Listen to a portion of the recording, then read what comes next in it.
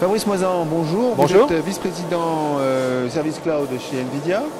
On va parler de jeux sérieux, mais avant, vous pouvez nous rappeler un petit peu ce que fait NVIDIA, qui est quand même un leader mondial dans tout ce qui est graphique.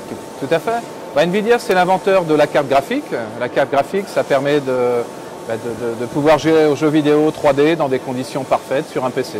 Voilà, donc c'est créé en 1983 et aujourd'hui, NVIDIA, c'est à peu près 70% des cartes graphiques livrées dans le monde. Voilà. Donc, comme vous connaissez dans le jeu vidéo, hein, c'est quand même tous les gens, tous les c'est l'ADN d'NVIDIA. Voilà. Aujourd'hui, on va parler du Mystère d'Athéna, donc qui est un jeu sérieux qui s'intéresse à l'éducation. Exactement, exactement. Donc dans le cadre de mon rôle, moi je suis basé à Sophia Antipolis. J'ai été amené à travailler sur l'écosystème de la mise en place de services de ce qu'on appelle cloud gaming, donc le streaming de jeux vidéo auprès d'opérateurs télécoms par exemple. Donc on travaille avec des acteurs du jeu, mais aussi d'infrastructures qu'on appelle le cloud, donc les data centers. Donc dans le cadre de ce que j'ai été amené à faire, j'ai été amené aussi à réfléchir à l'impact du jeu vidéo sur les enfants. Et je me suis intéressé aux techniques du serious game. Et ce que j'ai remarqué, c'est qu'en fait les enfants, très vite grâce aux jeux vidéo, mais du jeu vidéo de qualité, donc de la 3D, je ne vais pas dire du Assassin's Creed, mais pas loin, on peut les intéresser à plein de choses. Donc mon idée, ça a été pourquoi ne pas créer une sorte d'initiative où on remplacerait ce jeu vidéo commercial sur le cloud par un jeu scolaire. Et en fait, j'ai été amené à rencontrer les gens du rectorat de l'académie de Nice, du 06.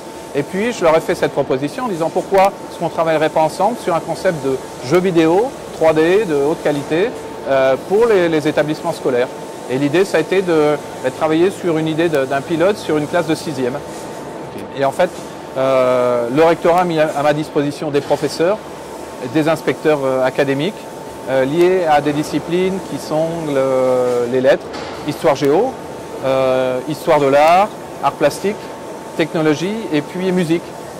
Et à partir de ça, on a travaillé sur un scénario de jeu. Et à ma grande surprise, les professeurs et les inspecteurs ont joué le jeu à fond.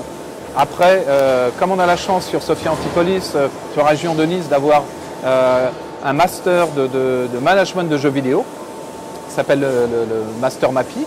J'ai pu aussi récupérer des étudiants, des stagiaires, dont le rôle, ça a été de gamifier en fait, ce qu'avaient créé les profs, le scénario des profs. J'ai eu la chance aussi de pouvoir travailler avec Julien Alvarez, qui est en fait le gourou en France du Serious Game, qui lui a aidé ses étudiants à créer un vrai jeu pour les enfants. C'est-à-dire qu'il ne fallait pas que ce jeu devienne le jeu des profs. Donc peu à peu, de fil en aiguille, on a créé un vrai jeu vidéo qui est sur le cloud et maintenant qui rentre dans un collège à titre d'expérimentation. Voilà. D'accord. Le Mystère d'Athéna, donc ça parle de quoi en fait? Le Mystère d'Athéna, en fait, c'est on a repris le programme d'histoire de 6e. Le programme d'histoire 6e, c'est l'histoire de la Grèce antique et de Rome antique. Et on a recréé l'environnement de ce que pouvait être la ville d'Antibes, dit Antipolis, à cette époque. Donc l'histoire, c'est un élève qui rentre chez lui un soir, un élève de notre époque. Par hasard, il déchire le papier peint de la chambre. Et derrière, il se retrouve devant une fresque qui a été peinte par Picasso, qui était un local, sur Antibes. Et en fait, la fresque de Picasso, c'est une fresque antique. Et une fresque antique. Et l'élève, en touchant cette fresque, se trouve projeté à l'époque grecque. Et on lui demande de créer son avatar, donc soit un garçon, soit une fille. Et il atterrit sur la plage d'Antipolis à l'époque grecque. Et à partir de ça, l'élève va évoluer dans un monde, donc cette plage, ensuite la ville d'Antibes. Et l'idée, c'est que le prof va créer des quêtes, va créer des quiz autour de cette évolution de l'élève.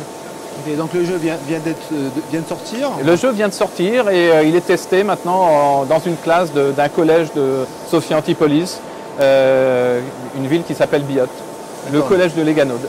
J'imagine que le rectorat de l'Académie de Nice va suivre le projet, évaluer les retours. Complètement. En fin d'année, on aura des données? Ah, tout à fait. C'est non seulement le rectorat, mais aussi des universitaires. Il y a l'université de Nice qui est un pôle qui s'appelle le pôle I3DL, qui en fait, dont le rôle c'est de tester les usages en classe des élèves et des professeurs. Donc non seulement physique Il y aura des caméras dans la classe qui vérifiera un petit peu le body language de l'élève et du prof.